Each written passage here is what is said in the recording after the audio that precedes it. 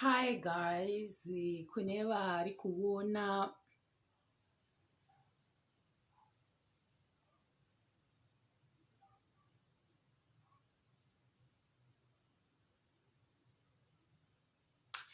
hey big club, how are you? No, this one is actually missed today. Haha, Tariro, should you say say ku UK? Would you say Shako Tariro? Should you say number 2 and maybe I'm not gonna 10? I don't know, you never know. Elliot Mopinga, should say Nerpon Euro. Okay, some of these people are my students, right? Talam, how you? So if you don't speak Shona, I'm so sorry. This interview is going to be in Shona, maybe mixed in Shona and English. You'll see. But basically, haha, Lorraine, how you? Should you say go Lorraine Changwan? Nasi nechimboshishina nechirungu ndimbosanganisira ka vanhu vangu vandijairira inini kuti ndokutaura ndichigara ndichitaurawo chezhira.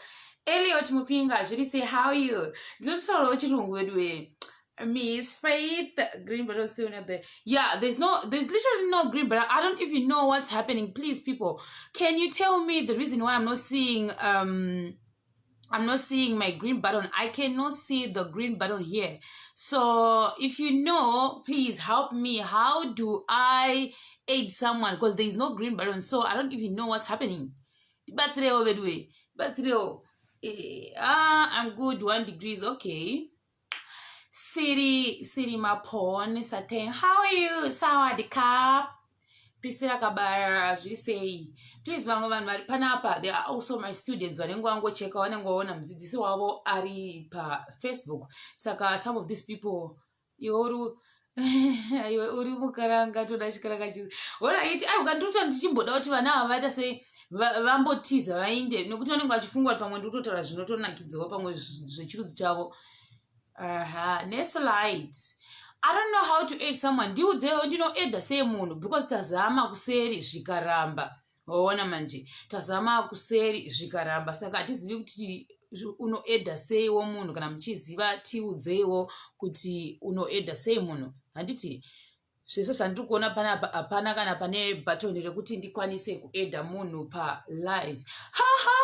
Chokdi! Sawadee. Oh, Choku. Oh my God, this student, hey. Oh, Chokdi. Who taught you how to write this high? Chokdi, I suspect you. Chokdi. See you tomorrow.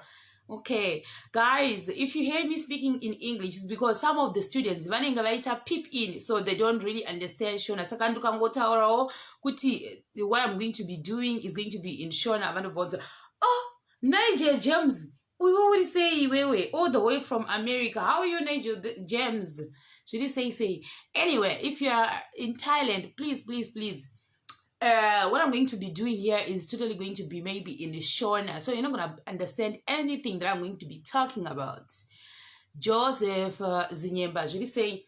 Okay, so anyway, ndauya pano kuti ikwanise kutaura na sister Nursel vari ku United Kingdom. Saka sister Nursel vari kuda kuti timbotaurawo pamusoro pe album launch yavo yavachange vachiita mangwana. Apa pachati ivo vachatitsanangurira kuti album launch yavo iyi ichange ichiitirwa kupi, papi, uye nguvai. Handitika, okay, Miss Nursel ndakuonai, but it's unfortunate kuti I cannot aid you right now pa Facebook. So what I'll do is ndichakufonirai motitsanangurira kuti zvichange zvichifamba sei ne album launch yenyu.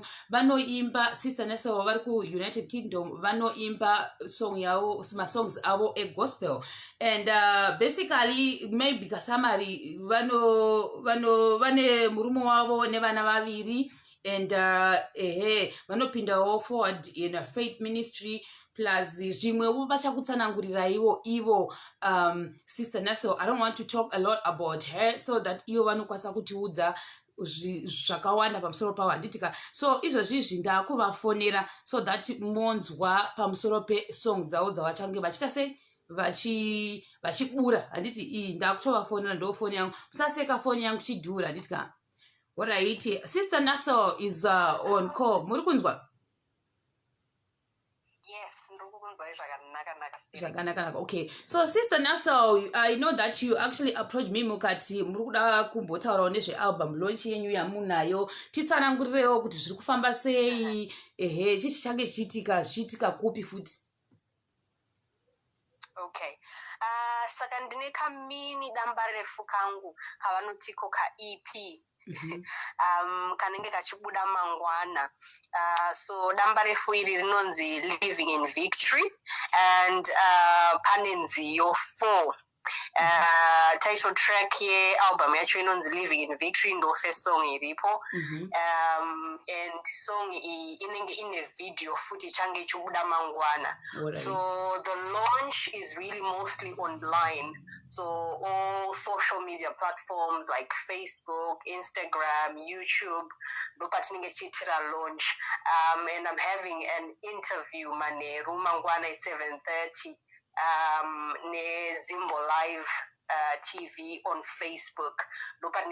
Some kind of like an official launch of the EP. And like I said, video actually get available is all for people to watch. Mangwana makuseni munhu isachungumuka achatomuka yapo. Saka kutongogara wakagadzirira wakamhanya ku YouTube makuseni uchimuka because video inenge available online. Alright, saka YouTube channel yenyu inonzi chii? YouTube channel yangu inonzi Nursel Music. Okay, Nursel. Munogona kuspela Nursel Music yacho ni stela yenyu rinonetsa kai? Yeah, zita rangu rinonzi Nursel NURSE the NL. You know, like kungoda ngoti nurse, you know manesi anoshanda mahospital aya uzongoisa ka L kumberi. Ndo staracho. And then so it's just Nursel then Music MUSIC. Alright. Ndo start a YouTube channel. Okay. Saka apa mamshida kumbotaura anything about yourself kana kuti kudia. Mungogona kuti udzowo a little bit about you. Saka kuti ndingotaura just a little bit about inini sekutaura kwanamboitwa ndinoitwa Nursel ndinobva kumasvingo kubhikita ndanzwa mumwe munhu achitanzi taura chikaranga saka ndanzi runyazozoti mukaranga izini mukaranga kana kuti vari kutaura chikaranga chishona because inini ndiri mukaranga ndinobva kumasvingo kubhikita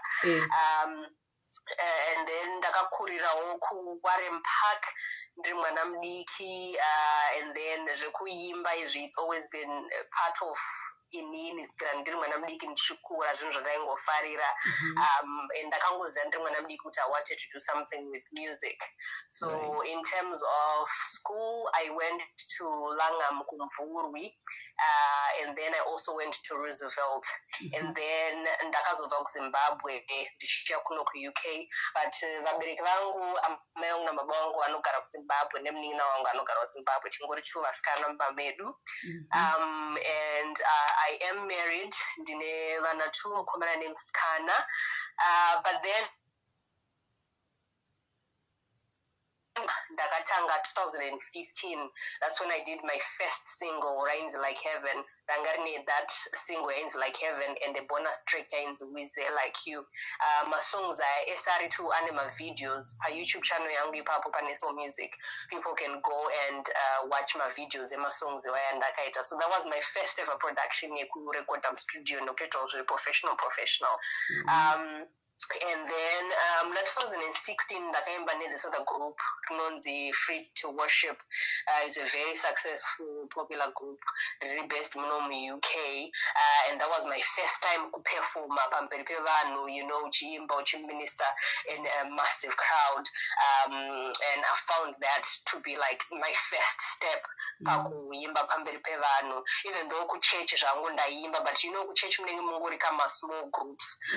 By the way kuchechi ndinopinda inonzi Forward in Faith Ministries kana kuti Zayoja kuZimbabwe is mostly well known as Zayoja. Saka ndiri mwana wababa guti.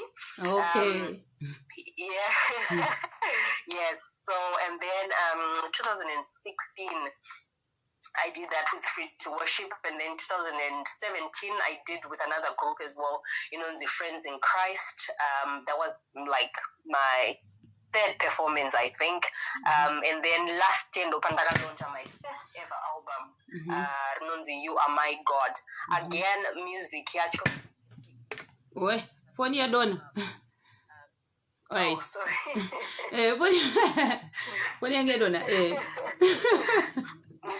Yeah, so music iripo pa YouTube channel pani video yandakaita ye-live performance ye-song inonzi Andivunduke yandaka yakafilmwa live pa launch yandakaita last year. Right. And then saka this year mufaro wacho wakanyanyisa wakafurikidza serei. Yes, I'm really excited about this project that I did because you strive to get better, you strive to improve, and also we know kuti experience is the best teacher. So the more you do, the more you work, the more experience you get, and the better you get. So ndikufila kunge ndikuramba nchipusha nchita better and better and better. Saka ndine mufaro wakanyanya serei, and I can't wait for people to actually watch the video. And I know vanhu vakawanda have been really patient because we've been talking about this kubvira kudhara serei kunofunga kuna June chaiko. Saka people have been really patient and just following the journey, and for it to be mangwana mufaro wacho wakawandisa. I can't wait for people to watch the video and to get the music. All right. Saka, I think that's basically it. Vachange vachikwanisa kuonawo Sister Nursel and pa time ye Zimbo live interview ingwaizvia.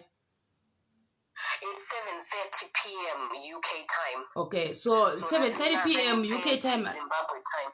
That's how. What time ku Zimbabwe? 9:30 p.m. Zimbabwe. Oh, ndazanaida kutovhunza kuti zvotondivhiringawo zveku UK. Alright. Alright. So I think that's basically Sister Nursel. Yeah. Pane shamwari dzangu dziri panapa dzandoziva dziri ku UK. Tinashe uriko ku UK ikoko. Saka iringonzi launch chete apa. Tinashe shamwari hanzi album mangwana iri handisika. Saka hapana kuri kuzonoitwa magigi here kana madhindindi nhai muchimbotiudzaiwo. Isitofarira madhindindi kana ndomafarira zingamboiti. I know. Madindindi achaitwa, but dindindi harisi mangwana. Mangwana is just kind of an official launch of the music online. But it's now available. Vanenge vachida kutenga, vanenge vachida kudownloada, vanenge vachida kuona mavideo, vanenge vachida say from mangwana all that is available. But in terms of madindindi or my shows or my what, we'll be announcing my dates nekufamba kwenguva. Mozodanawo ndakutozvitaura pano vanhu vachiwa mukandirambira kumberi kodoti makambowa ndakambowakumbira kuti mundidanewo nditombouya kumadhindindi kuda ndikapindawo UK nhaye veduwe nditomboyawo kumadhindindi ndojaivha ke ndotojaivha zvingamboiti. Definitely, Sharon, tinenge titoda kuti unge uripo. Saka patinenge tanguva nema-dates of any kind of event, we'll definitely be communicating that. No problem. Saka kune anonzi Tinashe, mene ndikudzei shamwari dzangu imi kana makuzda madhindindi. Kune musikana anonzi Tinashe, musikana anofarira madhindindi zingeti akandiudza kuti hachafariri madhindindi inenge dzitori nhema. Kune anonzi Tariro futi, Tariro musaladi zvake asi tinofarira madhindindi zingamboiti chisikana ichocho. Ndakabata shamwari dzangu dzeku UK pano. Ndichavatsvaga ndichingobva panapa ndichatovatsvaga ndotovasendera ma-friend request kana vasitori ma-friends angu. So that will be the first to know whenever we are doing something. Alright, no problem. Saka 7:30 the UK time interview mangwana ndichatonoifollow ndichonzwawo zvamuchange muchitaura nekuti kune mani ma-professionals kauko. Mwana wa-professionals kupi kuzimbo live. Zvina kushata. Tinasha kutoseka ndatokuita sellout chamwari pano. Ndikatonzwa kuti mune stoka ndoda kutomustoka Tinasha kuti atouya ikoko Tinasha anouya. Ini ndikazodamwawo rimwe gore zvesvi zvemara. Alright. I think that's basically it. Vanenge vakuda kuzonyonzwa. Saka tinongoti alright. Connection yawo inenge yatidone. Alright. Saka toti vanenge vada kubatai vanokubatai pa Facebook renyu rinonzi ani.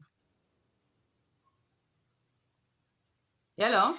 Okay, saka anyone anenge achida kutibata muti hello, can you hear me? Yeah. Hello? Ndikunzwa.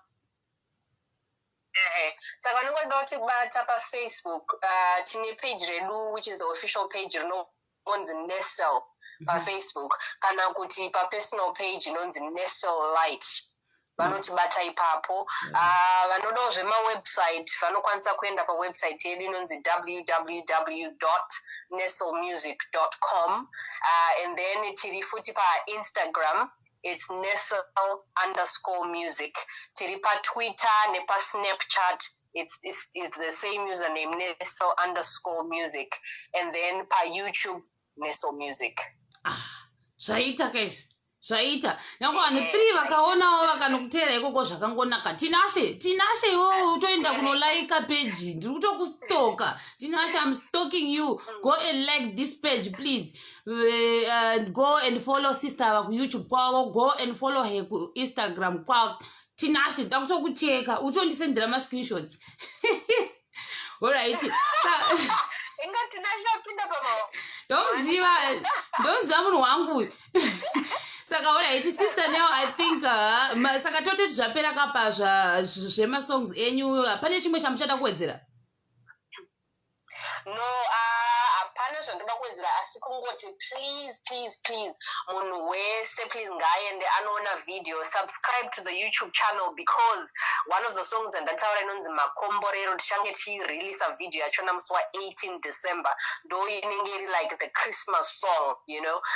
Tinotiwo isusu muno mugospel industry tinenge tine masongs atinopa vanhu ekuti vapembere nawo, you know. We're not saying kupembera nemasecular music zvakashata, but we are saying isusuwo kuno kugospel tine masongs edu ekuti tinenge tichitaura mashoko akanaka ekukurudzira ekuti tenda Mwari, but beat racho richita futi kuti mungopembera Christmas muchifara. Saka on the 18th, if you watch Living in Victory mangwana painolauncha, subscribe to the YouTube channel so that you don't miss out Makomborero. It's an Afro pop dance track. It will change 18 December. So make sure you subscribe so that you don't miss out on any new videos. Alright, machizwa. Sisi Grace mukuti chi muri munomutairendi mukutodiwa ku UK kana kwakutwa ma functions anditika. Alright, saka thank you so much Sister Nursel. I hope kuti mangwana ndinokubata zvakare pa interview yenyu yamuchange muchiita mangwana pamwe ndesa kurara anditi. Aiwa musatomborara zvenyu. Mutomirira kusvika yaitika. Alright, thanks a lot. Thank you so much, Sharon. I really appreciate. Thank you so much. Enjoy the rest of your day. Okay, thanks you. Good night. Thank you. God bless. Bye-bye. Okay. Anyway, live yedu yapera na Sister Nursel. Vanesita rechirungu saka ndo zvandandangovinga pano. My students, I will see you tomorrow. Tanawat Park. See you tomorrow, my student. I want some time. My students angwaya mnukuono. How are you? East Verado. This one is actually my former lecture. Right. Ndakuchiva. Everyone, bye-bye. Zvandandavinga zvapera zva Sister Nursel. See you. Buchikamu chinotevera. Handitsika serious yapera. Ndo zvatinombopodo. Tikunodzidzirawo kwantika chingodero. Thank you very much vanhu vaona vese. Thank you so much. 20 people. Yes, kutopera. Elliot wanonoka shamwari. Tatangowira chinhu chatatanyanya kuwira enge iri nyaya album launch ya Sister Nursel yao yavari kuita. Saka this was not my thing. Chianga chiri chinhu chani cha Sister Nursel. So that's it. Basically, bye. See you. Bye-bye. Oh, how do I